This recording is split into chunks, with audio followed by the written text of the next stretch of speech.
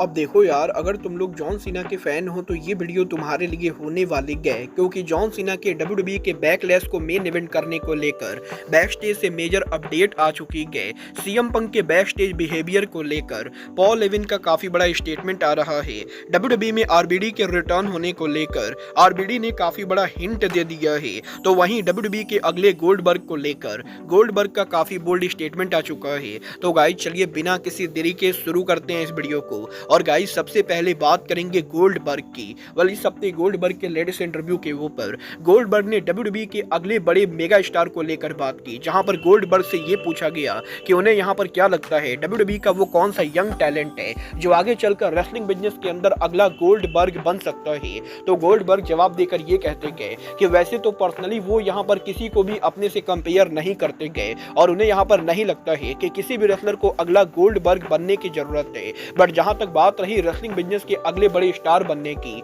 तो Goldberg personally ये believe करते गए कि WWE के इंटरकॉन्टिनेंटल चैंपियन ब्रॉन बेकर वो रेसलर हो सकते गए जो WWE के अगले बड़े मेगा स्टार बने, क्योंकि ब्रॉन बेकर के पास हर वो चीज है जो यहाँ पर किसी भी बढ़िया रेसलर के अंदर होनी चाहिए। और गोल्डबर्ग ये बिलीव करते गए कि ब्रॉन बेकर मॉडर्न इरा के गोल्डबर्ग बन सकते गए और गोल्डबर्ग ये होप करते गए कि पॉसिबली गोल्डबर्ग के रिटायरमेंट के ऊपर उन्हें यहाँ पर ब्रॉन बेकर को फेस करने का मौका मिले। मतलब ये तो आने वाला टाइम बताएगा कि क्या यहाँ पर WWE में बर्ग के लास्ट मैच के अंदर ब्रॉन बेकर को वो फेस करते हैं या नहीं। बट गाइस चलिए फिलहाल आगे बढ़ते और बात करते हैं अंकल हाउडी के WWE पर रिटर्न सिचुएशन की। वेल गाइस ये बात तो हम सभी लोगों को मालूम है, WWE के अंदर काफी लंबे टाइम से हमें यहाँ पर अंकल हाउडी और बो डॉलर्स की फैक्शन देखने को नहीं मिली गए और बो डॉलर्स की इंजरी सिचुएशन की वजह से वो करंटली WWE के टेलीविजन पर काम नहीं कर रहे गए। बट अब यहाँ पर इस चीज को लेकर रिपोर्ट आ रही है कि बो डॉलर्स की इंजरी पूरी तरह से ठीक हो चुकी है और ऑलरेडी यहाँ पर WWE के अंदर इंटरनली बो डॉलर्स अंकल हाउडी के फैक्शन के रिटर्न को लेकर बातें चल रही है और पॉसिबली WWE के रेसलमेनिया 41 के बाद हमें यहाँ पर अंकल हाउडी उनके फैक्शन के साथ रिटर्न करते हुए दिखाई देंगे और WWE के मंडे नाइट रॉ के ऊपर हमें यहाँ पर अंकल हाउडी की न्यू राइवलरी देखने को मिलेगी। बल देखना दिलचस्प होने वाला है कि रेसलमेनिया 41 के बाद अंकल हाउडी का रिटर्न कब और कैसे होता है। बट जहां तक बात रही रेसलमेनिया 41 की, तो गाइस यहीं अब WWE के रेसलमेनिया 41 को लेकर लेटेस्ट टिकट सेल नंबर सामने आ चुके हैं। गाइस यहां पर ये बात तो हम सभी लोगों को मालूम है, इस साल WWE का WrestleMania 41 pay per view WWE company Las Vegas में एलिजेंट स्टेडियम के अंदर करेगी, जहां पर WWE के द्वारा 19 अप्रैल और 20 अप्रैल के ऊपर एक बार फिर से back to back WrestleMania night 1 और नाइट 2 किया जाएगा। और बात करें अगर यहां पर दोनों शो के टिकट सेल की, तो करंटली WWE के रेसलमेनिया नाइट 1 के लिए WWE की ओवरऑल कैपेसिटी करीबन 51,707 के बराबर है, जहां पर 51,760 टिकट में से WWE ने करीबन 46,000 टिकट सोल्ड आउट किए हैं और अब भी यहां पर कंपनी के अंदर करीबन 5,000 टिकट सोल्ड आउट करना बाकी है, जो कि मेरे हिसाब से होने वाला है। तो वहीं रेसलमेनिया नाइट 2 के ऊपर WWE की ओवरऑल कैपेसिटी कंपनी के अंदर करीबन 51,707 के बराबर है, बट नाइट 2 के ऊपर WWE ने करीबन 48,000 टिकट सोल्ड आउट कर दिए हैं और अब यहां पर रेसलमेनिया नाइट 2 के ऊपर बचे हुए टिकट की कैपेसिटी मात्र यहां पर 3,000 है और बेसिकली नाइट 1 और नाइट 2 को मिलाकर WWE ने लगभग यहां पर 95,000 टिकट सोल्ड आउट कर दिए हैं। बट अब यहां पर WWE के रेसलमेनिया नाइट 1 और नाइट 2 के ऊपर कंबाइन यहां पर 8,000 और टिकट सोल्ड आउट करना बाकी है, जो कि मेरे हिसाब से बिल्कुल आराम से होने वाला है। बल देखना दिलचस्प होगा कि रेसलमेनिया नाइट 1 और नाइट 2 के सोल्ड आउट होने के बाद क्या यहां पर WWE कैपेसिटी को और ज्यादा बढ़ाती है या नहीं। बट गाइस चलिए फिलहाल आगे बढ़ते और बात करते हैं WWE के फ्रेंचाइज सुपरस्टार जॉन सीना की। वेल गाइस ये बात तो हम सभी लोगों को मालूम है, WWE के रेसलमेनिया नाइट 2 के ऊपर John Cena American nightmare Cody Rhodes को चैलेंज करने वाले गए और यहीं जॉन सीना और कोडी रोड्स के इस मैच को लेकर अब यहां पर एक बहुत ही बड़ा स्पॉइलर सामने आ रहा है। गाइस यहां पर बेटिंग ऑड्स के हिसाब से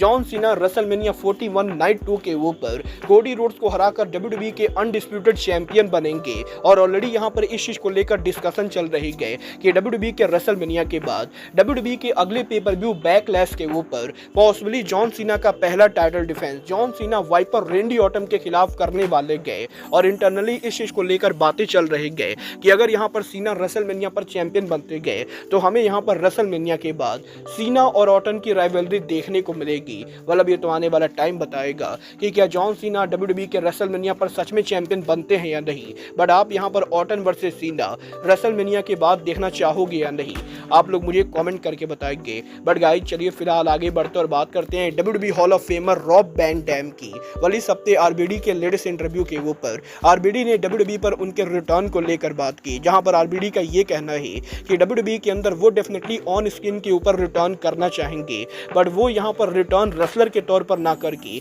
बल्कि मैनेजर के तौर पर करना चाहेंगे। और रिसेंटली यहाँ पर आरबीडी के NXT पर अपीयर होने के बाद अब वो WWE NXT की वुमेन सुपरस्टार केलेनी जॉर्डन के लिए मैनेजर बनना चाहते गए। और आरबीडी का ये कहना है कि वो यहाँ पर केलेनी जॉर्डन के परफॉर्मेंस से काफी ज्यादा इंप्रेस है और वो यहाँ पर WWE के NXT के ऊपर केलेनी जॉर्डन को मैनेज करना चाहेंगे। वल देखना दिलचस्प होने वाला है कि क्या यहाँ पर WWE के NXT के ऊपर रॉब वैन डैम को ऑन स्क्रीन मैनेजर बनाया जाता है या नहीं। बट गाइस जहां तक बात रही मैनेजर की, तो रेसलिंग बिजनेस के most popular manager Paul Heyman के लेटेस्ट इंटरव्यू के ऊपर इस हफ्ते पॉल हेवन ने सीएम पंक को लेकर बात की। यहां पर पॉल हेवन ने फाइनली ये रिवील किया है कि सीएम पंक के WWE पर रिटर्न होने के बाद क्या यहां पर सीएम पंक को लेकर बैक स्टेज पर किसी तरह का कोई भी इशू हो रहा है या नहीं। वल पॉल हेवन का ये कहना है कि सीएम पंक पिछले 10 सालों के अंदर काफी ज्यादा चेंज हो चुके गए और लास्ट टाइम 2014 में जब सीएम पंक WWE के अंदर थे वो सीएम पंक एक बिल्कुल ही डिफरेंट सीएम पंक था। बट अब यहाँ पर 2024 के अंदर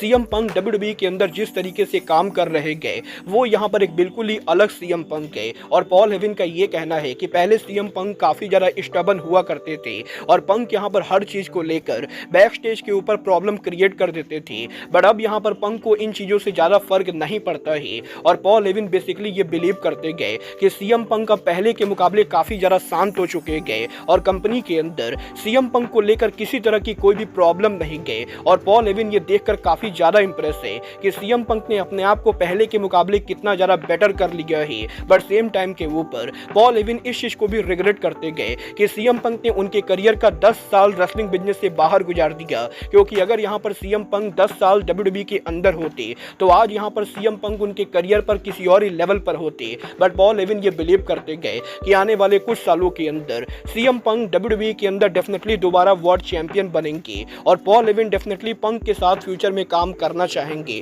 और देखना दिलचस्प होने वाला है कि WWE के अंदर ऑन स्क्रीन पर पंक और पॉल हेवन दोबारा एक साथ कब आते गए। बट गाइज अब आज के इस वीडियो में बस इतना ही। मैं मिलता हूँ आपसे अपने अगले वीडियो में। बट गाइज तब तक के लिए goodbye, good night and bang.